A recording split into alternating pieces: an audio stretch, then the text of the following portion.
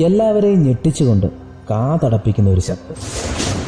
യാത്രക്കാരും കണ്ടക്ടറും തല വെളിയിലേക്കിട്ട് നോക്കി. ഒരു വളവാണ്. കുറച്ചപ്പുറത്ത് വഴിവിളക്കിന്റെ മിന്നിത്തിളയുന്ന പ്രകാശത്തിൽ എല്ലാവരും കണ്ടു റോഡിൽ തല കീഴായി മറിഞ്ഞു കിടക്കുന്ന ഒരു ഓട്ടോറിക്ഷ. കണ്ടക്ടറും പൊതുപ്രവർത്തകനും കൂടെ പാട്ട് നിർത്തി ആ അണ്ണനും ബസ്സിൽ നിന്നിറങ്ങി ഓട്ടോയുടെ അരികിലേക്ക് ഓടിച്ചെന്നു. ഡ്രൈവർ പിൻസീറ്റിൽ തലയ്ക്ക് കൈവച്ചിരിക്കുകയാണ്. ഞാൻ നോക്കി. തൊട്ടപ്പുറത്തെ സീറ്റിൽ ആ പയ്യൻ ഹെഡ്സെറ്റ് പോലും ഊരിയിട്ടില്ല. എന്തൊക്കെയോ പരസ്പരം ആലോചിച്ച് കോളേജ് പിള്ളേർ ബസ്സിൽ നിന്നും ഇറങ്ങാൻ തുടങ്ങിയപ്പോൾ ആ അണ്ണൻ തിരിച്ചു വന്നു. മുരുക, യാർക്കും ഇതും ആവല. പുറകെ കണ്ടക്ടറും മറ്റേ ചേട്ടനും വന്ന് ബസ്സിൽ കയറി. കണ്ടക്ടർ ഡോർ അടച്ചു. കോളേജ് പിള്ളേരും സീറ്റിലിരുന്നു. പറയാൻ പോയിട്ട് കാര്യമില്ല, രണ്ടും നല്ല വെള്ളമാണ്. ആ ചേട്ടൻ കണ്ടക്ടറോടായി പറയുന്നത് കേട്ടു. എന്ത് പറ്റിയതാ ചേട്ടാ? ഒരു പയ്യൻ അദ്ദേഹത്തോട് ചോദിച്ചു. വെള്ളം അടിച്ചു വന്ന് കയറിയതാടാ, ഭാഗ്യത്തിനൊന്നും പറ്റിയില്ല, പക്ഷെ വണ്ടി മൊത്തത്തിൽ പോയി. എന്നാ പറ്റിയതാ മോനെ? വല്യമ്മച്ചി വിളിച്ചു ചോദിച്ചു. ഒരു ഓട്ടോ വന്ന് കയറിയതാ അമ്മേ. കുഴപ്പമില്ല, ആളപായമൊന്നുമില്ല. എന്തായാലും പറയാന്ന് വെച്ചാൽ രണ്ടും നല്ല വെള്ളമാണ്, വെറുതെ തർക്കമാകത്തേ ഉള്ളൂ, പോലീസ് പറഞ്ഞു. ആ ചേട്ടൻ എല്ലാവരും കേൾക്കെ വല്യമ്മച്ചിയോട് പറഞ്ഞു. ഈ സമയം ഓട്ടോക്കാർ രണ്ടുപേരും ബസ്സിനടുത്തെത്തി ബഹളം വെക്കാൻ തുടങ്ങി. കൂടെ ഡ്രൈവറെയും കണ്ടക്ടറെയും നല്ല ചീത്തയും പറയുന്നുണ്ട്. പുറത്ത് അവർ വിളിക്കുന്ന ചീത്തയൊക്കെ കേട്ട് വാ പൊത്തിച്ചിരിക്കുന്ന കുഞ്ഞുമോൾ. അവളോട് മിണ്ടരുത് എന്ന് ചിരിച്ചുകൊണ്ട് തന്നെ ആംഗ്യം കട്ടുന്ന അമ്മ. പുറത്തേക്ക് നോക്കിയിരിക്കുന്ന വല്യമ്മച്ചി. പുറകിലത്തെ സീറ്റിൽ ടെൻഷൻ അടിച്ചിരിക്കുന്ന ഡ്രൈവർ ചേട്ടൻ. അദ്ദേഹത്തിന്റെ അടുത്തായി സംസാരിച്ചു നിൽക്കുന്ന പൊതുപ്രവർത്തകനും കണ്ടക്ടറും. വെറുതെയെങ്കിലും അവരുടെ സമീപം ചെന്ന് അടുത്ത സീറ്റിലിരിക്കുന്ന കോളേജ് പിള്ളേർ. തന്റെ കയ്യിലുണ്ടായിരുന്ന ഒരു കുപ്പി വെള്ളം അണ്ണൻ ഡ്രൈവർക്ക് കൊണ്ടു കൊടുത്തു. ആദ്യം വേണ്ട എന്ന് പറഞ്ഞെങ്കിലും അദ്ദേഹം അത് വാങ്ങി വിറകൈകളോടുകൂടെ കുടിച്ചു. ഇത്രയൊക്കെ നടന്നിട്ടും മുന്നിൽ വെള്ളമടിച്ചുറങ്ങിയിരുന്ന നമ്മുടെ ചങ്കുകൾ എഴുന്നേറ്റിട്ടില്ല കേട്ടോ. മറ്റേ കൂട്ടുകാരൻ ചേട്ടനാകട്ടെ ഓട്ടോക്കാരോട് മിണ്ടാതിരിക്കുക എന്നൊക്കെ ഇടയ്ക്ക് പറയുന്നുണ്ട്. അവന്മാരെന്തെങ്കിലും പറയട്ടെ, നിങ്ങൾ മിണ്ടാതിരിക്കുക എന്ന് അമ്മാവൻ ചേട്ടനോടും പറയുന്നുണ്ട്. എല്ലാം കണ്ട് പുച്ഛഭാവത്തിലിരിക്കുന്ന നമ്മുടെ രാഷ്ട്രീയ നിരീക്ഷകൻ. ഇതിലൊന്നും പെടാതെ ഹെഡ്സെറ്റിൽ പാട്ട് കേട്ടിരിക്കുന്ന പയ്യൻ. മറ്റേ 5 സ്റ്റാറിന്റെ പരസ്യത്തിൽ പറയുന്ന പോലെ ഡൂ നത്തിങ് ഒരുത്തൻ. പുറത്ത് നല്ല ബഹളം. അതിൽ പതിയെ നമ്മുടെ വല്യമ്മച്ചിയും പൊതുപ്രവർത്തകനും ഒക്കെ മറുപടി പറഞ്ഞു തുടങ്ങി. മിണ്ടാതിരിക്കെ, നിങ്ങളല്ലേ വന്നിടിച്ചത് എന്നൊക്കെ. ശരിയാണ്, തെറ്റ് ഓട്ടോക്കാരുടെ ഭാഗത്താണെന്ന് വ്യക്തം. എന്നാലും വല്ല കാറോ ജീപ്പോ രണ്ടറ്റം കൂട്ടിമുട്ടിക്കാൻ ഓടുന്നവരോ ആയിരുന്നെങ്കിൽ KSRTC ഡ്രൈവറെ നാളെ സോഷ്യൽ മീഡിയ പിടിച്ച് കുരിശിൽ തറക്കില്ലായിരുന്നോ എന്നൊരു തോന്നൽ. ഇതിപ്പോ കുഴപ്പമില്ല, ഇപ്പുറത്ത് KSRTCയും അപ്പുറത്ത് ഓട്ടോയും. കൊള്ളാം, ഇരുവരും സോഷ്യൽ മീഡിയയുടെ സ്ഥിരം വില്ലന്മാർ. മനസ്സിലൂടെ മിന്നിമാഞ്ഞു വന്നുകൊണ്ടിരുന്ന ചിന്തകളെ തിരിച്ചു കൊണ്ടുവന്നത് പെട്ടെന്നുള്ള ഒരു ശബ്ദമാണ്. ഓട്ടോക്കാരൻ ബസിന്റെ ഡോറിൽ ആഞ്ഞടിച്ചതാണ്. അയാളുടെ നാക്കും നന്നായി കുഴയുന്നുണ്ട്. ഇത് സംഗതി സീനാകുന്ന മട്ട. ഞാൻ വീണ്ടും ജനലിലൂടെ പുറത്തേക്ക് നോക്കി. അവർ രണ്ടുപേരും നിന്ന് ഭരണിപ്പാട്ട് നടത്തുകയാണ്. ഡ്രൈവറെ ഇറക്കി കൊടുക്കണം പോലും. ഡ്രൈവർ അന്നേരമേ ഇറങ്ങിപ്പോയി. ഇപ്പൊ പോലീസ് വരും. ബസ്സിലെ വല്യമ്മച്ചിയാണ് അത് വിളിച്ചു പറഞ്ഞത്. പാവം, ഒരു തെറ്റും ചെയ്യാത്ത ഡ്രൈവർ പിൻസീറ്റിൽ വന്ന് ഭയന്നിരിക്കുന്നത് കണ്ടപ്പോൾ എനിക്കും ഒരു വിഷമമൊക്കെ തോന്നി. നിങ്ങളല്ലേ വന്നിടിച്ചത്? ഭാഗ്യത്തിന് ആർക്കും ഒന്നും പറ്റിയില്ലല്ലോ. പൊതുപ്രവർത്തകന്റെ ശബ്ദമുയർന്നു. എന്റെ വണ്ടി? ഓട്ടോക്കാരിൽ ഒരാൾ ചോദിച്ചു. അത് പരിഹാരമുള്ള കാര്യമല്ലേ, ആളപായമില്ലല്ലോ. നിങ്ങൾ പ്രശ്നം വഷളാക്കാതെ, ഇപ്പൊ പോലീസ് വരും. നിങ്ങൾ പ്രശ്നത്തിനാണെങ്കിൽ യാത്രക്കാരെല്ലാം നിങ്ങൾക്കെതിരെ പരാതി പറയും. നിങ്ങൾ കുടിച്ചിട്ടുമില്ലേ? രണ്ടു ഭാഗത്തും ഖേദമില്ലാതെ പരിഹാരം കാണാൻ പറ്റുമെങ്കിൽ അതല്ലേ നല്ലത്. നിങ്ങളൊന്ന് അടങ്ങ്, പോലീസ് വരുന്നത് വരെ, അദ്ദേഹം ആവർത്തിച്ചു. ഓട്ടോക്കാരൊന്ന് അടങ്ങി. എങ്കിലും വിടാൻ ഉദ്ദേശിക്കുന്നില്ല എന്ന് തോന്നുന്നു. അവരിൽ ഒരാൾ ഫോൺ എടുത്ത് ചെവിയിൽ വെച്ച് അങ്ങോട്ടും ഇങ്ങോട്ടും റോഡിലൂടെ നടക്കുന്നു. മറ്റേയാൾ ഭരണിപ്പാട്ട് അല്പം ശ്രുതി താഴ്ത്തി തുടരുന്നു. എങ്കിലും ബസ്സിൽ കുഞ്ഞുകുട്ടി മുതൽ പ്രായമായവർ വരെയില്ലേ? ഒരുപാട് വേണ്ട, കുറച്ച് മാന്യത കാട്ടാമായിരുന്നു. സ്വല്പം നേരം കഴിഞ്ഞു. ബഹളം അടങ്ങിയെന്നായപ്പോൾ കോളേജ് പിള്ളേർ ബസ്സിൽ നിന്ന് ഇറങ്ങി പുറത്തുനിന്ന് സംസാരിക്കാൻ തുടങ്ങി. നമ്മുടെ അമ്മാവനും പുതിയ കൂട്ടുകാരനും മൂത്രം ഒഴിക്കാനാണെന്നും പറഞ്ഞ് ബസ്സിൽ നിന്നും ഇറങ്ങി തോളിൽ കൈയിട്ട് റോഡിന്റെ സൈഡിലേക്ക് വലിയ എന്തോ കാര്യമൊക്കെ ചർച്ച ചെയ്തുകൊണ്ട് നടന്നുപോയി. ഇതിനിടയിൽ വണ്ടിയിലെ പൊതുപ്രവർത്തകൻ ചറപറ ഫോൺ വിളിക്കാൻ ശ്രമിക്കുന്നു. പുറത്ത് മറ്റേ ഓട്ടോക്കാരൻ ഇപ്പോഴും കോഴി മുട്ടയിടാൻ നടക്കുന്നത് പോലെ ഫോണും കൊണ്ട് നടക്കുന്നു. ഞാൻ എൻ്റെ ഫോൺ എടുത്ത് നോക്കി. ചാർജ് 2%. റേഞ്ചില്ല. ബെസ്റ്റ്. അല്ല, പിന്നെ ആരാ പോലീസിനെ വിളിച്ചേ? അപ്പൊ അമ്മച്ചി കൈ നിട്ടതല്ലേ? ഏതായാലും അത് നന്നായി. ഈ സമയം ബാഗൊക്കെ എടുത്ത് നമ്മുടെ അരാഷ്ട്രീയ പുരോഗമനവാദി കുറച്ച് തിരക്കുണ്ട് എന്ന് പൊതുവെ പറഞ്ഞ് ബസ്സിൽ നിന്ന് ഇറങ്ങി. ഞാൻ എത്തി നോക്കി. അപ്പോൾ ആ വഴി വന്ന ഒരു കാറിന് അയാൾ കൈകാട്ടി. നിർത്തിയില്ല. പുറകെ വന്ന ഒരു ബൈക്കിനും കൈകാട്ടി. പണ്ടാരോ പറഞ്ഞതുപോലെ നസാറുദ്ദീൻ ഷായെ കിട്ടിയില്ലെങ്കിൽ നാദിർ ഷാ. ബൈക്ക് നിർത്തി പുള്ളി അതിൽ കയറിപ്പോയി. ഇതിലേലും പോട്ടെ. പക്ഷെ നിൽക്കുന്നിടത്ത് ഒരു പ്രശ്നം വന്നപ്പോൾ എല്ലാവരും ഒരുമിച്ച് നിലകൊണ്ടത് സത്യം പറഞ്ഞ ഒരു സന്തോഷമൊക്കെ ഉണ്ടാക്കി കേട്ടോ.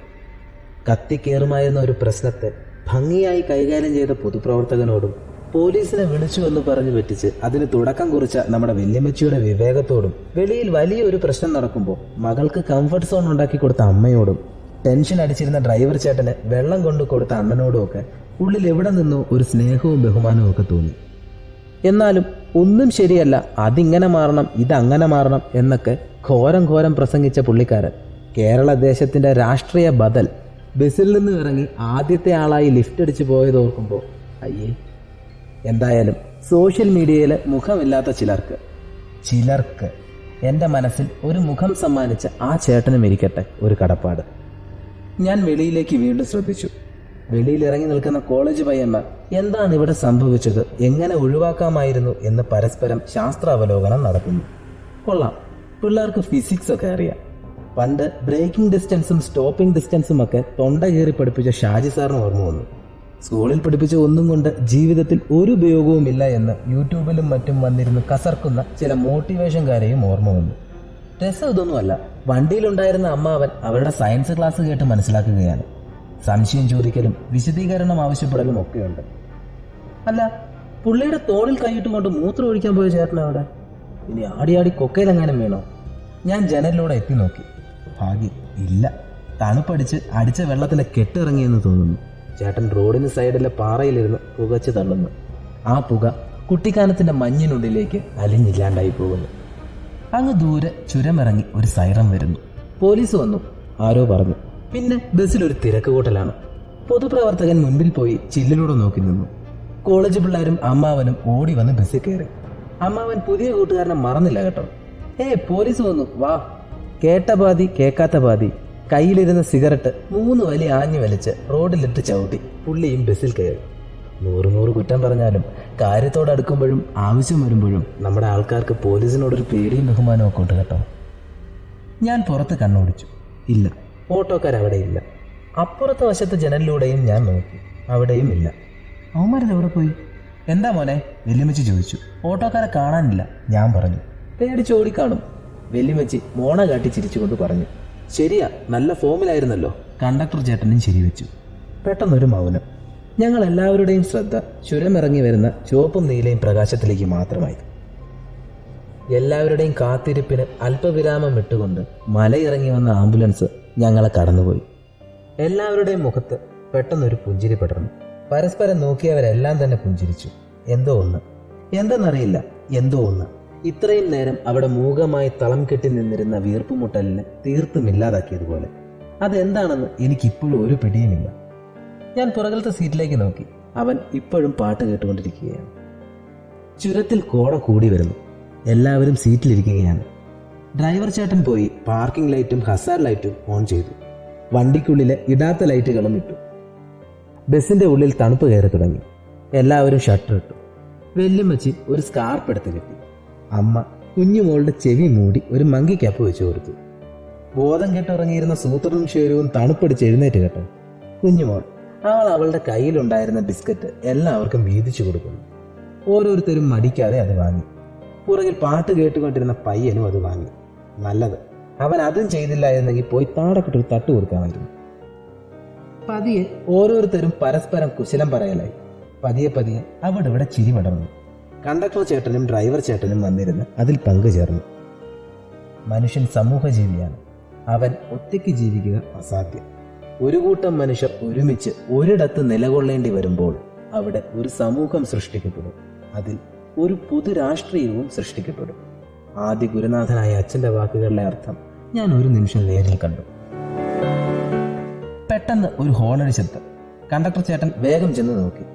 എന്നിട്ട് എല്ലാവരോടുമായി പറഞ്ഞു, അടുത്ത ബസ് വന്നു, എല്ലാവർക്കും അതിൽ പോകാം, ടിക്കറ്റ് കാണിച്ചാൽ മതി. ഒരു മാത്രയിൽ എല്ലാവരും വീണ്ടും തങ്ങളുടെ പഴയ സ്ഥിതിയിലേക്ക് തിരിച്ചു വന്നു. ശടപടാന്ന് ബാഗും സജീവം എടുത്ത് പുറത്തിറങ്ങി. മല കയറി വന്ന അടുത്ത ആനവണ്ടി ഞങ്ങളുടെ വണ്ടിയുടെ മുൻപിൽ നിർത്തി. എല്ലാവരും പോയി ആ ബസ്സിൽ കയറി. എന്തോ ഒരു മടി എന്നെ പിന്തുടർന്നു. ഞാൻ അവസാനമാണ് ബസ്സിൽ നിന്നിറങ്ങിയത്. ഞാൻ നോക്കി, ഓട്ടോക്കാർ തിരിച്ചെത്തിയിരിക്കുന്നു. കൂടെ 2 ആളുമുണ്ട്. ഒരുപക്ഷെ പ്രശ്നപരിഹാരത്തിന് സംസാരിക്കാൻ വന്നതാവും. അവരുടെ മുഖത്ത് കുറച്ചു മുമ്പത്തെ കലിപ്പും ബഹളവും കാണാനില്ല. നമ്മുടെയൊക്കെ ദേഷ്യം ഇത്രേ ഉള്ളൂ അല്ലേ?